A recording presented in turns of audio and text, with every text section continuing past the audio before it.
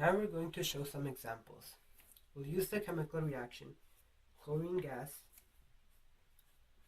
plus potassium iodide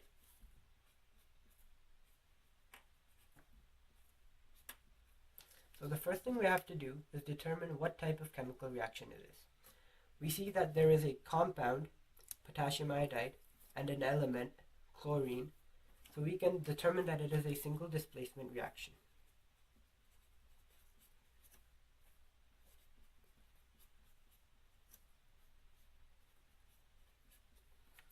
After doing that, we have to look at the two like elements. Like elements are basically a metal and a metal, or a non-metal and a non-metal. In this case, it's the two non-metals, iodine and chlorine. We have to look at the reactivity of iodine and chlorine to determine which one will form the bond with potassium. We do that by looking at the reactivity series of metals.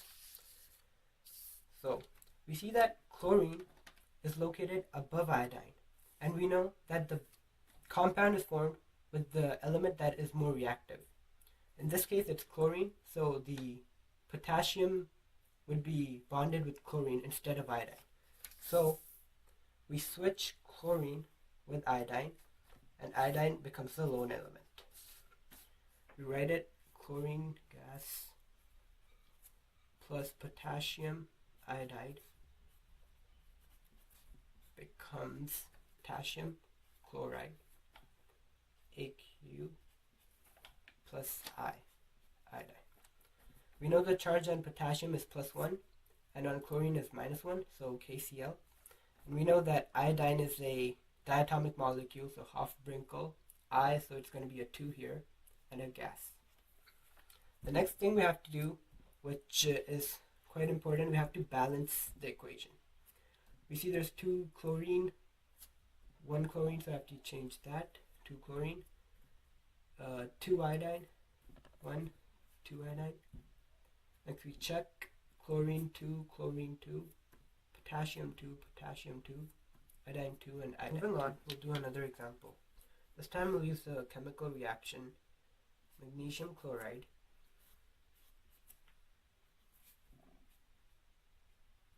plus copper.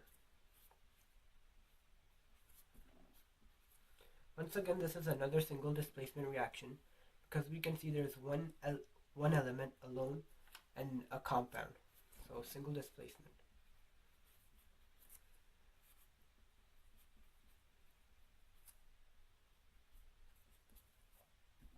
Now we have to look at the like terms, which in this case are the two metals, copper and magnesium. We have to look at their reactivity to determine which one forms the bond with chlorine. So we look at the activity series, and in this we can see clearly that magnesium is located above copper, and we know that the compound is formed with the element higher on the activity series, so it would be magnesium.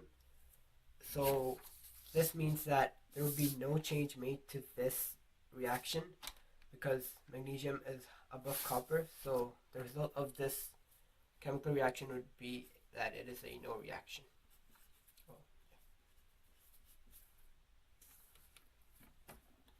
No reaction.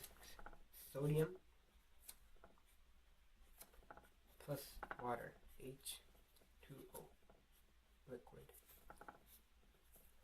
One thing we should know that if there's water involved, we should write that as hydrogen hydroxide, HOH.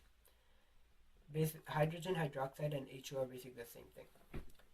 So now we can just look at the like elements, sodium and hydrogen, and determine which one of them forms the bond with hydroxide. We look at the reactivity series. We see that sodium is located far above hydrogen, which means that the bond would be formed with sodium instead of hydrogen, as we know that the compound is formed with the element higher on the activity series. So this could be written as sodium hydroxide plus hydrogen. Sodium is +1, hydroxide is -1, AQ.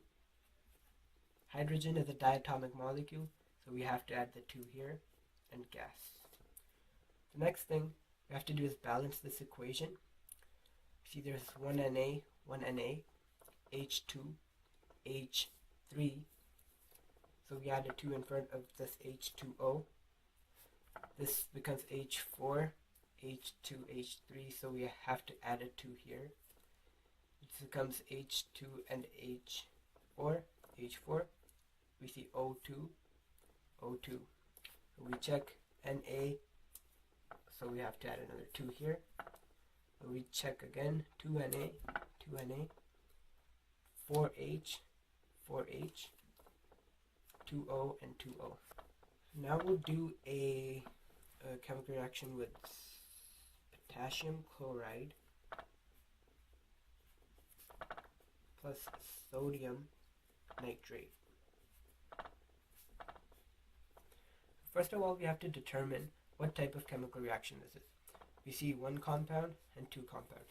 So 2 compounds means that it is a double displacement reaction. Double displacement. After that, in a double displacement reaction, we switch the 2 metals positions. So if it's KCl, it's going to become KNO3. Potassium chloride will change into potassium nitrate, and sodium nitrate will change into sodium chloride. So we write that as sodium chloride plus potassium nitrate. Although we have predicted the products, we still have not predicted the subscripts. To predict the subscripts, we use the solubility chart. So,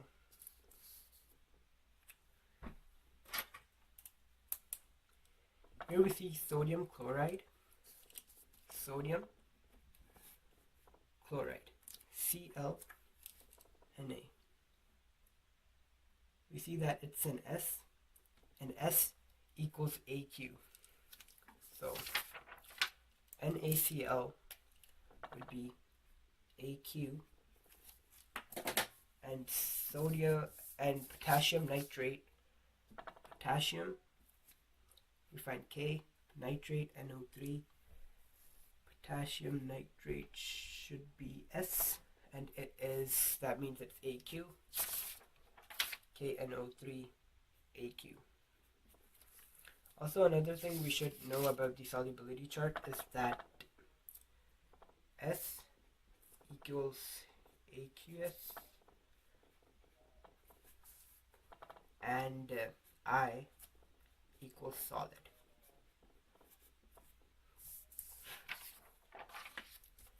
So we should know that in double displacement, the products should be 1 solid and 1 aqueous.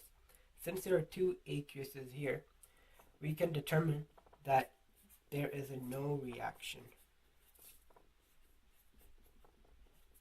Always remember that in double displacement, AQ and AQ in the products can never be possible.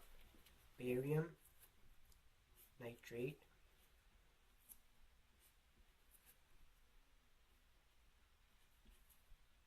plus magnesium sulfate. Magnesium sulfate. Sorry about this. So the first thing we should know by now is that this is a double displacement reaction. A compound, another compound, 2 compounds is always double displacement. Double displacement. Now to predict the products,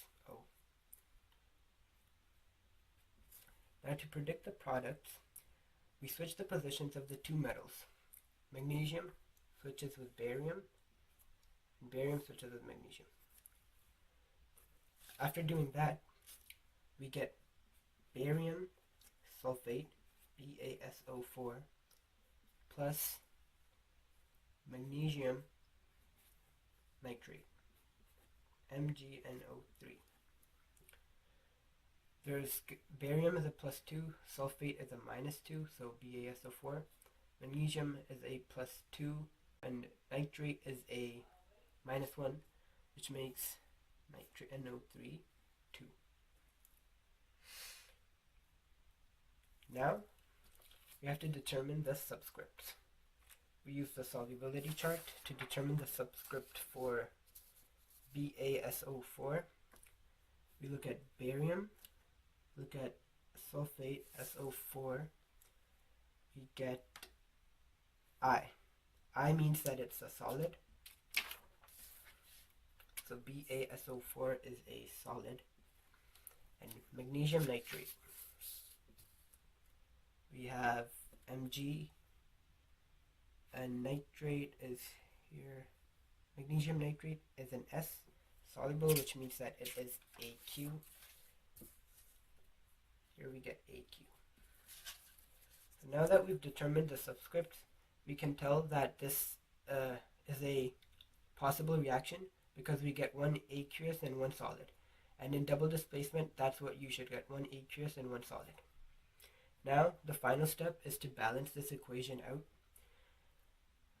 Barium 1, sulfate, sulfate, magnesium, magnesium, nitrate 2, and nitrate 2.